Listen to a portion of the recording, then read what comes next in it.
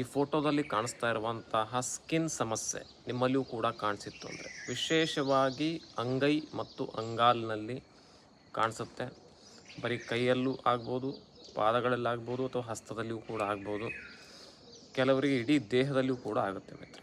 So only ಪಾದ ಮತ್ತು ಹಸ್ತ ಭಾಳ ಇಂಪಾರ್ಟೆಂಟ್ ಸೈಟ್ಸು ಇದಾಗಲಿಕ್ಕೆ. ಮಾಡರ್ನ್ ಸೈನ್ಸ್ ಇದನ್ನು ಜಿರೋಸಿಸ್ ಅಂತ ಹೆಸರಿನಿಂದ ಕರೀತಾರೆ. ಈ ಸಮಸ್ಯೆ ಆಗಲಿಕ್ಕೆ ಮುಖ್ಯವಾದ ಕಾರಣವೇ ಡ್ರೈ ಸ್ಕಿನ್. ಡ್ರೈ ಸ್ಕಿನ್ ಯಾವ ಕಾರಣದಿಂದ ಬರುತ್ತೆ?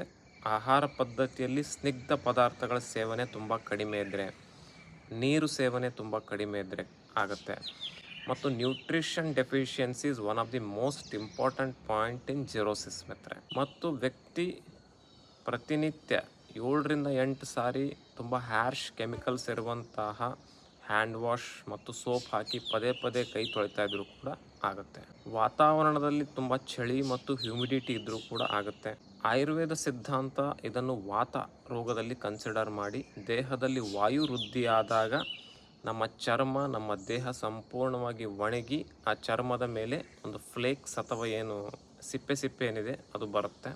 100% ಕ್ಯೂರ್ ಆಗುವಂಥ ಟ್ರೀಟ್ಮೆಂಟು ಲಭ್ಯ ಇದೆ.